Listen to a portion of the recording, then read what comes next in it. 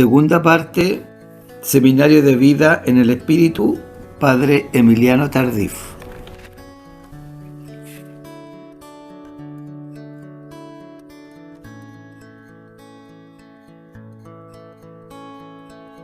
Introducción. Ya hemos dado una visión panorámica por el mundo de la renovación carismática.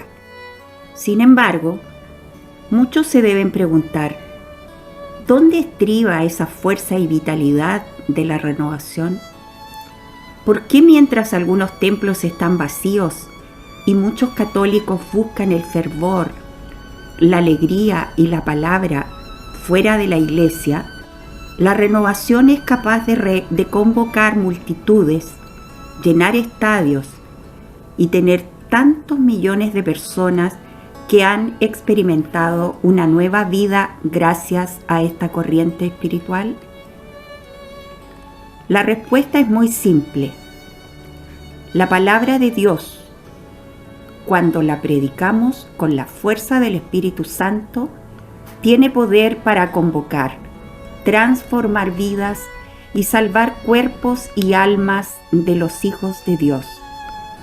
La renovación ha redescubierto la evangelización fundamental, el querigma apostólico, y anuncia a Jesús presentándolo con la fuerza del Espíritu.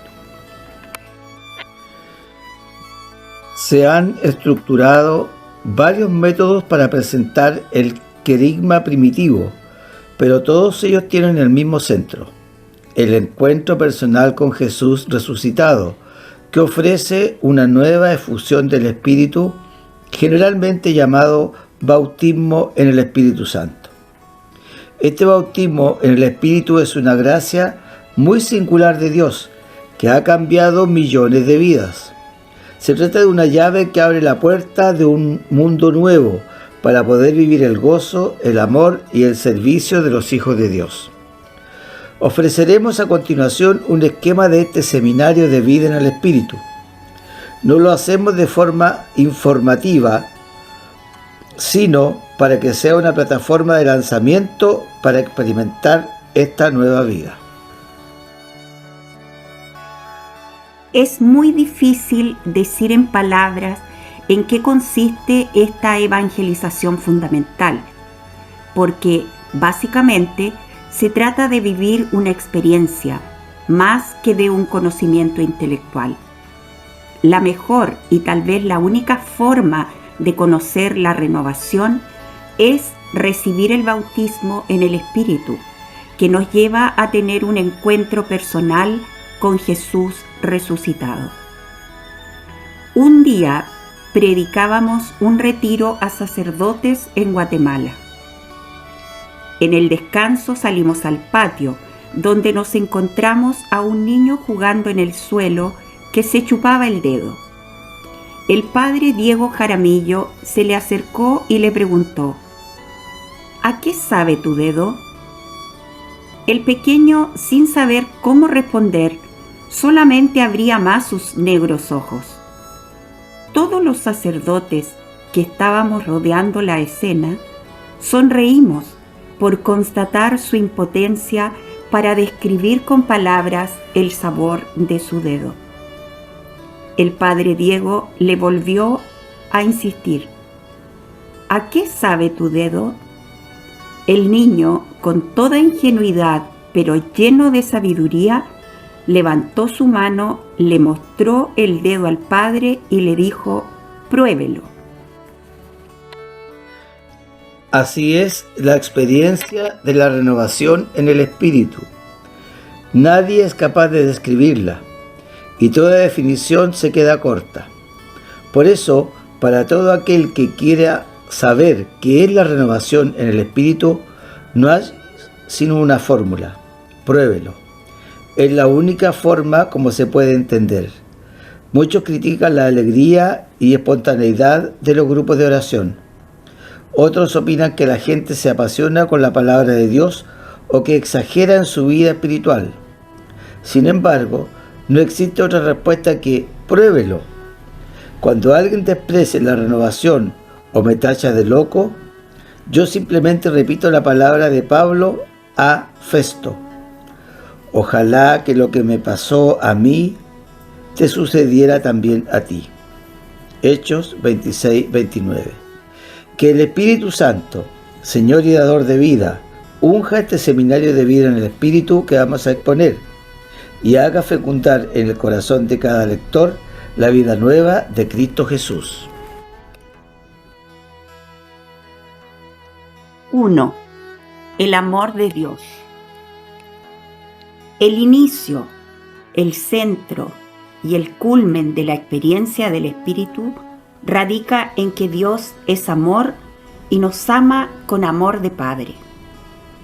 El Padre Rómulo Falcón, hermano de mi misma congregación, Misioneros del Sagrado Corazón, cuenta cómo esta verdad se hizo realidad en su vida.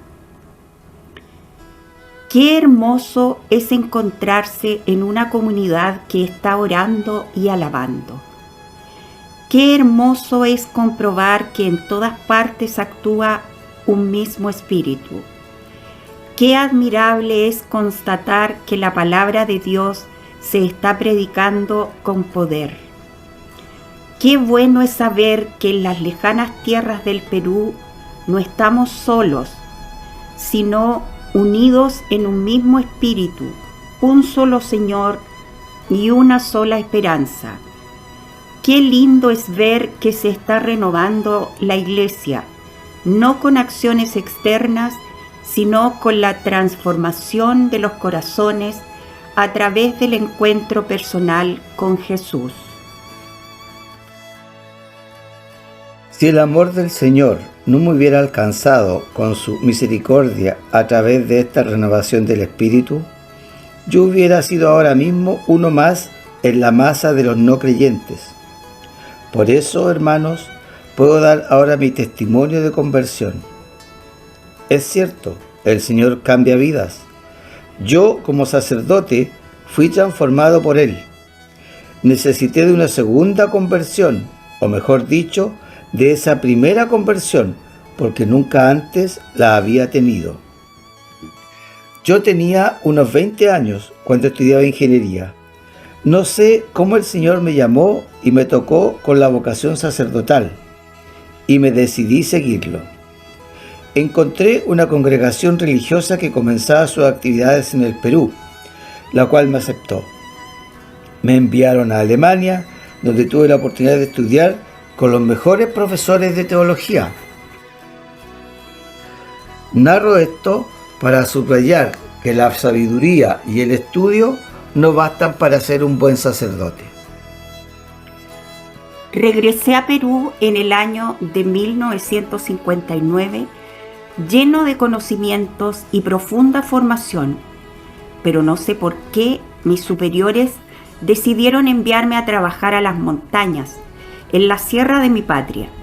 Allí estuve abandonado y solo, en medio de la gente más pobre y humilde. Poco a poco fui perdiendo mi identidad sacerdotal, transformándome en un simple administrador de sacramentos o un empleado de oficina parroquial, que siempre ponía la condición de la paga económica para la realización de cualquier acto oculto. No me daba cuenta cómo me estaba hundiendo cada vez más y más. Me llegó a gustar el dinero. Era tan fácil aprovecharse del ministerio sacerdotal para conseguirlo. Al adentrarme más en el dinero, iba siendo menos capaz de servir al Señor. Luego de algunos años, me trasladaron a la diócesis de Trujillo. Para entonces ya había perdido también el sentido comunitario de mi congregación. Allí me llegó un gran entusiasmo por llegar a ser alguien de importancia. ¿Por qué no podría ser obispo si poseía estudios y capacidades? Con esa meta comencé a escalar peldaños. Qué terrible es el poder. Para subir hay que aplastar a otros hermanos y despreciarlos como inferiores. Eso pasó cuando intenté escalar los peldaños de la jerarquía eclesiástica. A los pocos años ya tenía un puesto clave en la diócesis, rector del seminario de San Carlos. El obispo era un anciano muy respetable, pero que poco podía hacer y decir. El obispo auxiliar era italiano, y como extranjero no podía entender la idiosincrasia peruana. Así pues, siendo yo el tercer hombre de autoridad, era quien prácticamente dirigía la iglesia diocesana. Por experiencia propia les confieso, qué terrible es tener poder, pero carecer de fe. Poseer poder económico y no tener moralidad. ¿Se pueden imaginar todo el mal que se puede hacer con el dinero y el poder? Pues todo lo que ustedes se imaginan lo hice yo. Un día, según mi costumbre, estaba comiendo solo.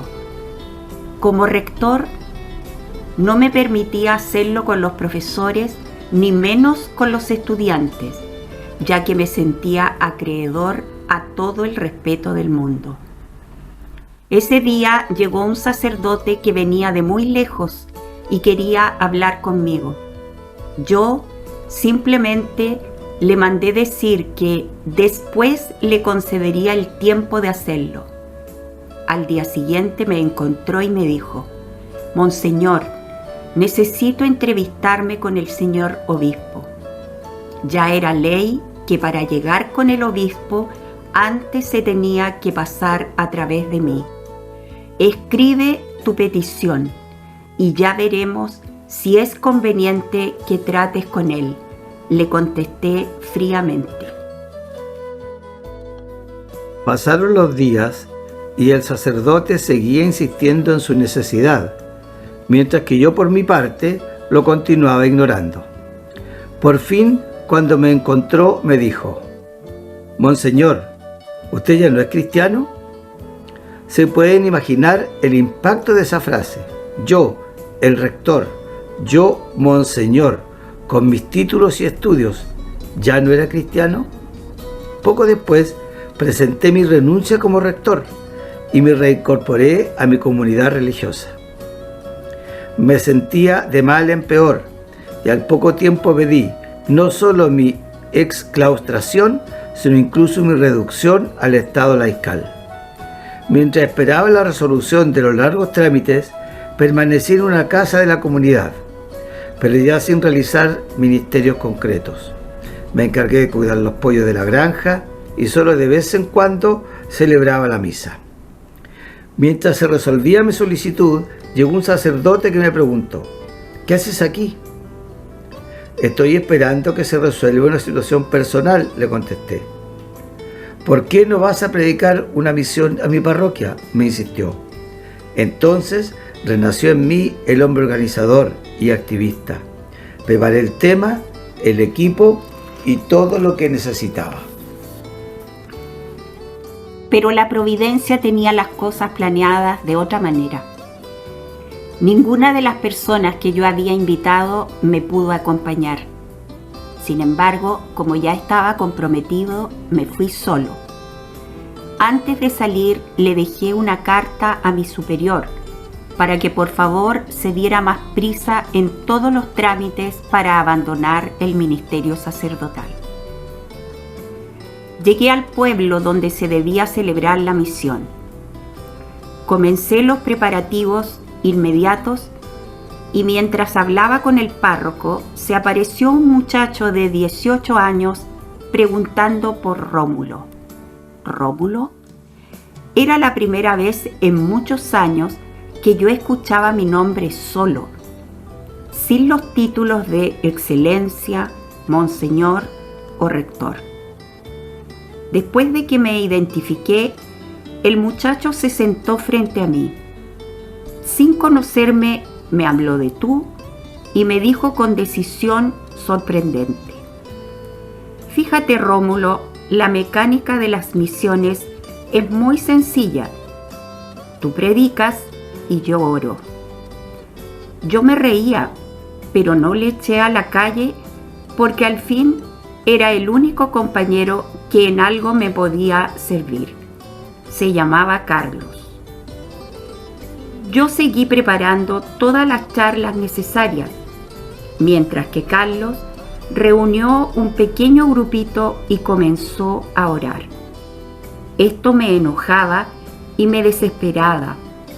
Había tanto trabajo que realizar, pero estas personas simplemente oraban y oraban.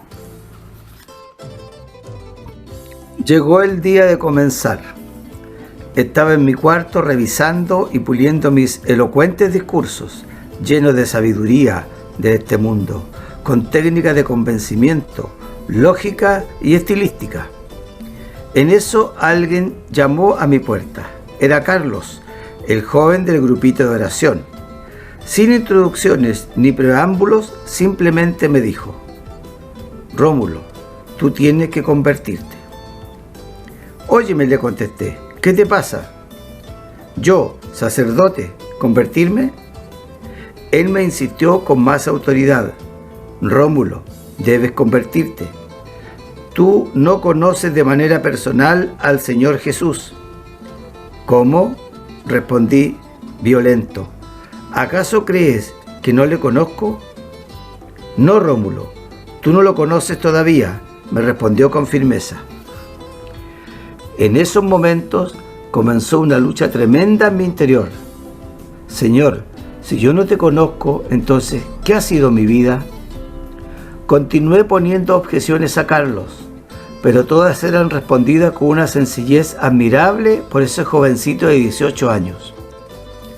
Luego me dijo: Rómulo, Dios es tu Padre y te ama.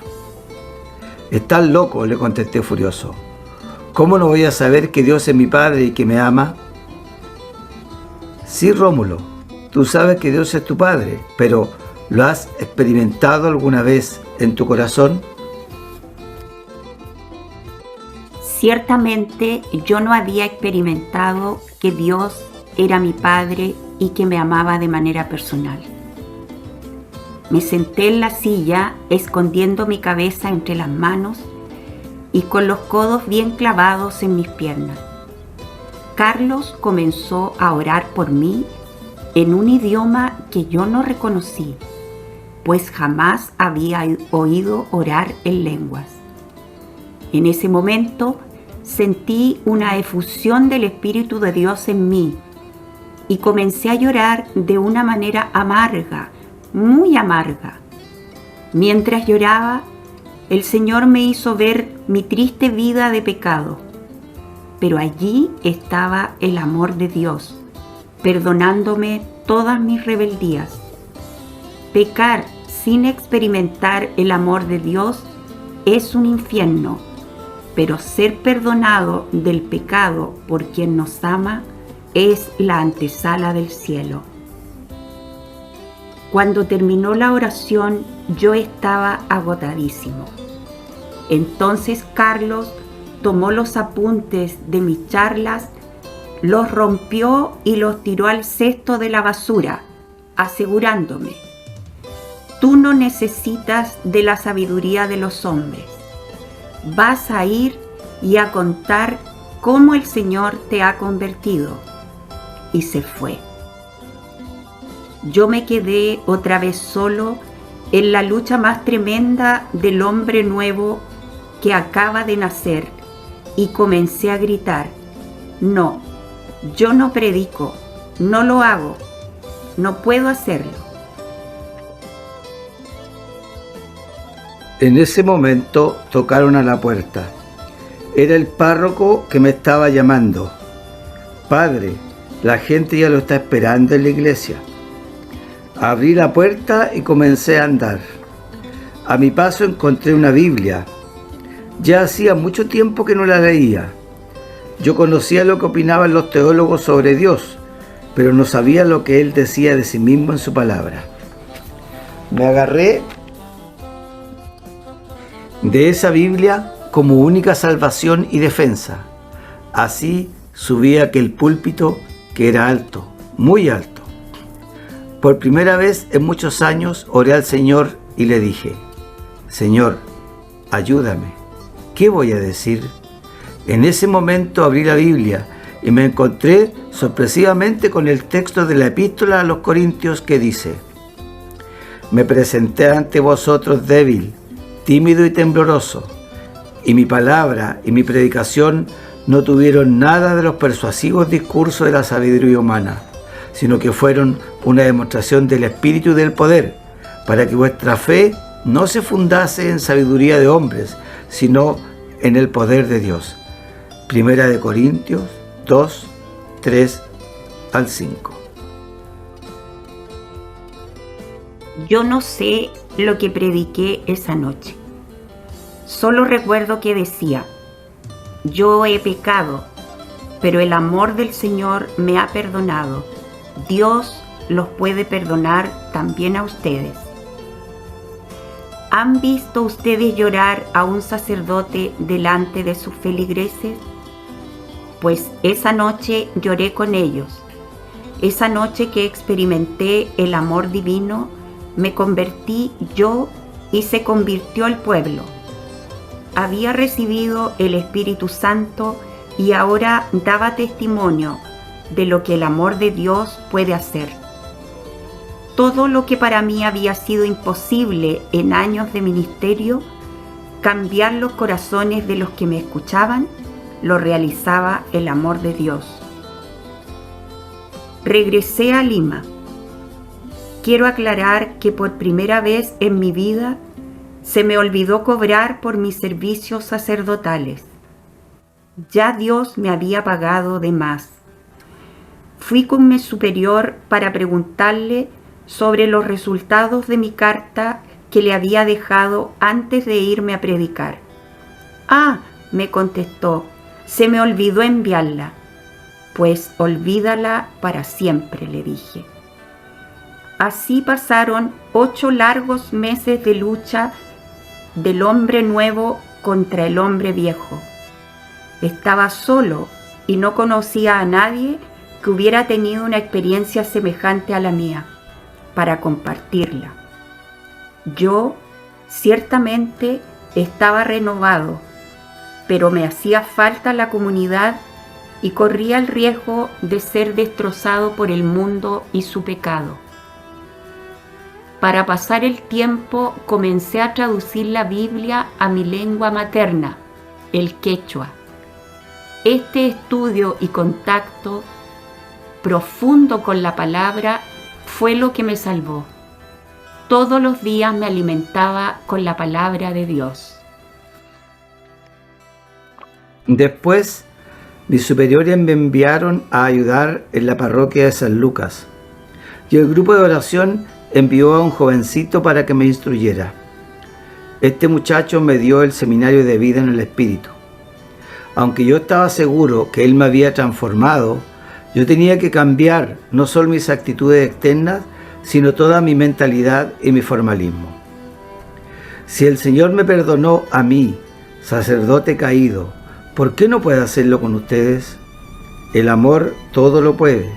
Es la única fuerza capaz de transformar el mundo. Así y solo así se va a santificar la iglesia. Así cambiarán las estructuras injustas, antes no. Entonces, Cristo vivo reinará en medio de nosotros.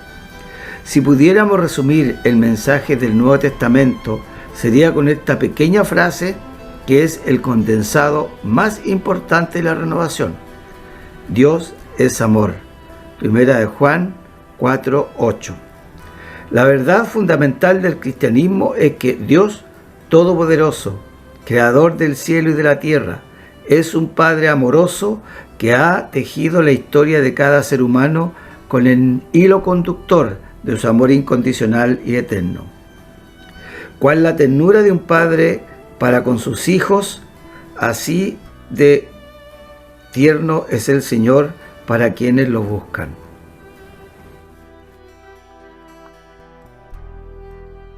Dios toma la iniciativa. El amor no consiste en que ustedes hayan amado a Dios, sino en que Dios los amó primero. Primera de Juan 4:10. Jesús manifestaba el rostro misericordioso del amor de Dios. Cuando una persona se sentía amada así, no podía resistir y cambiaba su vida. Había una mujer cuya mala reputación se había extendido por toda Galilea. Los hombres la buscaban en la oscuridad del prostíbulo, pero la despreciaban en la claridad del día. Quienes a ella se acercaban la usaban como juguete pasajero, caricaturizando el amor. Nadie la amaba, ni ella tampoco amaba a ninguno. Sus afectos eran farsa y mero interés comercial. Pero un día llegó a su vida un hombre que anunciaba el amor incondicional de Dios para los pecadores. Ella creyó inmediatamente en él y se presentó en casa de Simón, el fariseo, donde el mensajero de buenas noticias estaba reclinado a la mesa. Se acercó por atrás y comenzó a acariciar los pies del maestro. Ante la admiración y el escándalo de los comensales, Jesús no la rechazó. Al contrario, colocó cariñosamente su mano sobre la cabeza de ella. Entonces comenzaron a correr abundantes lágrimas de ese corazón que no había recibido sino desprecios. Rompió luego su frasco de alabastro, donde guardaba un exquisito perfume de nardo puro, y comenzó a ungir los pies del Señor. Sin darse cuenta, por la humedad de sus ojos, sus lágrimas también empaparon al maestro. Con su seductora cabellera, que le había servido como instrumento para conquistar clientes, comenzó a secar los pies bañados en lágrimas de amor verdadero. El maestro no se resistía a pesar de las críticas de los que se creían mejores que ella. A través de esta aceptación incondicional, ella experimentó el amor salvífico de Dios. Jesús le mostró cuánto Dios la amaba y por qué la amaba, la perdonaba y restablecía.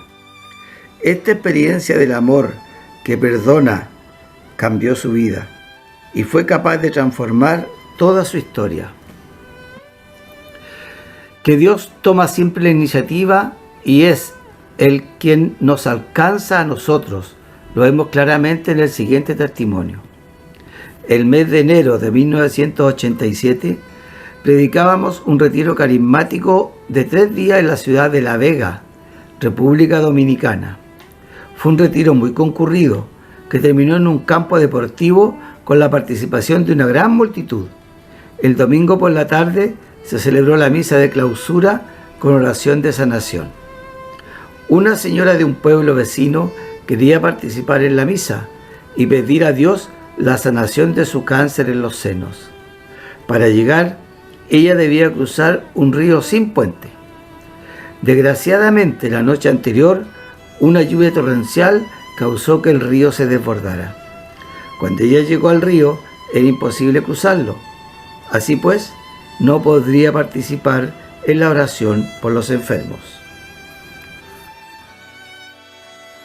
Pero oró con fe, explicándole al Señor: tú estás presente en todas partes. Tú puedes sanarme aquí. Permaneció en oración, unida en espíritu a la multitud que asistía a la misa, a unos 8 kilómetros de allí. La señora entregó su enfermedad al Señor y regresó a su casa. Al otro día, al despertar, no sentía más dolor. Pasaron los días y los nódulos cancerosos que tenía en los 2 senos desaparecieron totalmente. Al mes, ya daba su testimonio a todo el mundo, afirmando que como ella no podía pasar el río, El Señor sí lo había cruzado para encontrarla y sanarla. Ahora todos los que cruzan ese río saben que por allí pasó el Señor con su amor, que no tiene límites ni barreras. Amor incondicional y estable que nada ni nadie puede cambiar. Los montes se correrán y las colinas se moverán, pero mi amor de ti no se apartará. Isaías 54:10. ¿Se olvida una madre de su criatura? ¿No se compadece del hijo de sus entrañas? Aunque ella se olvide, yo no te olvidaré. Isaías 49:15. Cuando una persona se siente amada incondicionalmente por Dios, no puede resistir tanta ternura y toda su vida e historia cobran sentido para poder recomenzar con un nuevo nacimiento, no importa el punto donde haya caído. Lo mismo que aconteció hace 2000 años en Galilea y Jerusalén, sucede hoy en nuestro mundo, como lo podemos constatar en el siguiente testimonio de un amigo con el que frecuentemente predico. Nací en una familia muy grande.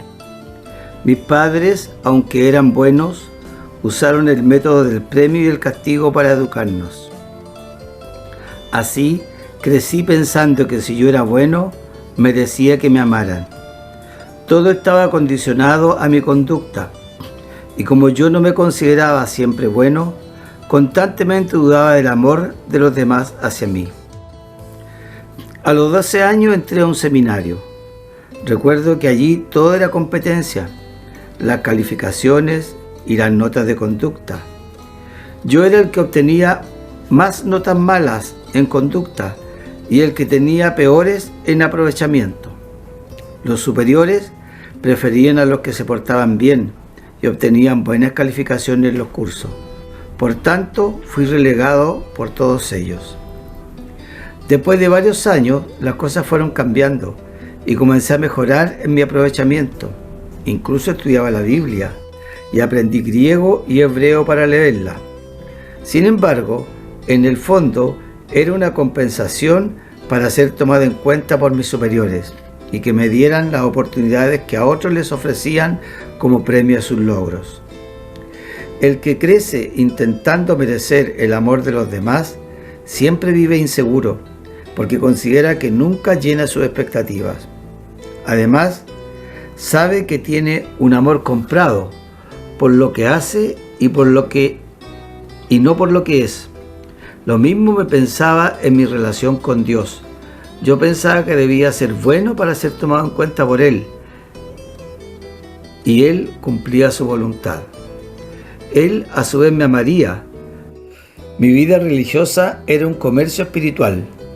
Trataba de comprar el amor de Dios a base de buenas obras, pero vivía en el infierno de la condenación cuando constataba que no me era posible serle fiel. Llegué al conformismo y al legalismo, con la tristeza del fariseo que trata de presentarse justo ante los demás, pero que en el fondo se siente condenado por no cumplir completamente la ley. Un día llegaron unas personas que definitivamente me parecieron locas. Hablaban de un Jesús vivo que transparentaban en sus rostros y sonrisas. Para mí, que vivía bajo la ley, la relación con Dios era formal. Obras buenas de mi parte a cambio de bendiciones divinas. Como el fariseo del Evangelio, llevaba cuenta de mis ayunos y oraciones para luego cobrarle a Dios lo que me debía. En cambio, ellos hablaban de un Dios amoroso y misericordioso, donde todo es gracia y por tanto se vive en la alegría de ser herederos de todo lo que Jesús ganó por nosotros en la cruz. Yo tenía muchas barreras para aceptar esos testimonios. pues además varios de esos predicadores no eran católicos. Para mí, nosotros los católicos teníamos toda la verdad, pero esos pastores evangélicos la vivían con desbordante alegría. Explicaban el Evangelio con sencillez y profundidad, como yo nunca antes lo había escuchado. Después de muchas resistencias, convencido solo por la autenticidad y la alegría de estas personas, me fui acercando más y más hasta que llegué a estar en la primera fila. Al terminar un canto de alabanza, se puso de pie un predicador que dijo que presentaría las 4 leyes espirituales más importantes del cristiano. Como yo nunca había oído un tema con título tan sugestivo, me llamó la atención y el Señor me abrió el corazón para aceptar aquel mensaje. El predicador se acercó a mí y mirándome a los ojos afirmó de manera categórica y directa: Dios te ama incondicionalmente. Su mirada penetraba mi alma y sus palabras estaban ungidas con el fuego del Espíritu. Luego añadió, sin dejar de mirarme: Dios te ama porque Él es bueno, no porque tú seas bueno. El amor de Dios es incondicional. No necesitas hacer nada para que Él te ame. Hay una sola cosa que el Dios Todopoderoso no puede hacer. No puede dejarte de amar. Él te pide una sola cosa: no que lo ames, sino que te dejes amar por Él. No pude escuchar más su predicación, ni supe cuáles eran las otras 3 leyes. Mi corazón había sido traspasado por la espada de la palabra de Dios. Había una persona que me amaba como yo era. No necesitaba comprar su amor, porque Él no podía dejarme de amar. Ese mensaje cambió toda mi vida, dejando una profunda huella. Ya han pasado 22 años de ese acontecimiento, y no solamente lo recuerdo con toda viveza, sino que no concibo mi historia sin la hoja del calendario del 3 de diciembre de 1971. Plan maravilloso para cada uno. Dios tiene un plan maravilloso para cada uno de nosotros: hacernos pasar de las tinieblas a su luz admirable, participándonos su vida divina, para que vivamos desde ahora como hijos suyos. Dios tiene poder para realizar todas las cosas incomparablemente mejor de lo que nosotros podemos pedir o pensar, conforme al poder que actúa en nosotros. Efesios 3:20. Desde Chile recibí la siguiente carta que narra cómo el poder del amor es capaz de sanar cualquier enfermedad y perdonar todo pecado. Era yo una señora con alto nivel sociocultural que todo lo tenía, menos ilusiones y deseo de vivir. Mi salud se iba deteriorando poco a poco y estaba interiormente vacía, lo cual me llevó a no creer en nada, hasta llegar a intentar suicidarme. Estando abatida y derrotada por la vida, una amiga me invitó a un congreso de la Renovación Carismática, donde predicaba y oraba por los enfermos el padre Emiliano Tardif. Yo asistí, pero sin fe. Analizaba el grupo y me divertía con las exageraciones de esa gente que estaba tan alegre delante de Dios. Era tan contagiosa aquella fe delante de un Dios invisible que poco a poco, sin darme cuenta, me fui adentrando en ese ambiente de esperanza. A la mitad de la oración, el Señor curó a una niña de 7 años. Luego vino una profecía en la que Dios decía: yo he venido para darte felicidad. Yo soy tu felicidad. Pero tú has puesto una barrera entre nosotros. Yo te amo y quitaré todos los obstáculos para que experimentes el amor que necesitas. Inmediatamente reconocí que esas palabras iban dirigidas directamente a mí. La barrera que existía entre él y yo eran mis pecados, pero su amor era mucho más grande y él había tomado la decisión de mostrármelo. Después, mi amiga me invitó a un retiro en el que confesé todos mis pecados delante de un Dios que me amaba incondicionalmente. Fue una liberación maravillosa que diluyó mi complejo de culpa. Cuando el corazón de una persona es llenado del amor de Dios, todo lo demás pasa a segundo lugar. ¿Qué razón tenía Jesús al señalarnos que buscáramos primero el reino de Dios y que todo lo demás sería añadidura? Ya había encontrado la perla preciosa. Luego tuve una entrevista con la doctora que me atendía. Después de un examen, llena de asombro me preguntó: ¿qué has hecho? Le entregué al Señor mi enfermedad y le pedí que me sanara, le dije. Es un milagro, estás sana, exclamó.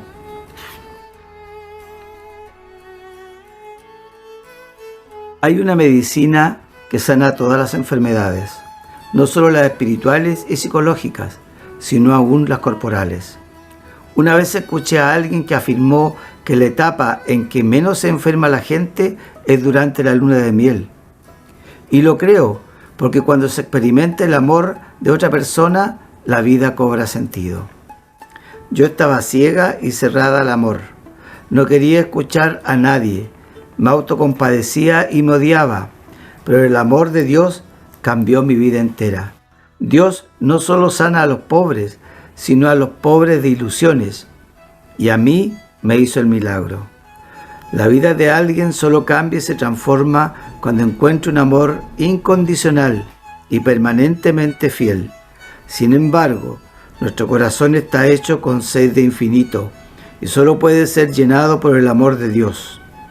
Con razón, San Agustín afirmaba: nos hiciste, Señor, para ti, y nuestro corazón estará insatisfecho hasta que no descanse en ti. Dios es amor y nos ama, no porque nosotros seamos buenos, sino porque el bueno es Él. Dios no te pide tanto que lo ames, sino que te dejes amar por Él. Él ha tomado la iniciativa y antes de que tú puedas hacer algo por Él, Él ya te amaba de manera incondicional. El amor no consiste en que nosotros hayamos amado a Dios, sino en que Él nos amó primero. Primera de Juan 4:10. El salmista nos reta diciendo: probad y ved qué bueno es el Señor. Dios nos invita a probar su amor y misericordia.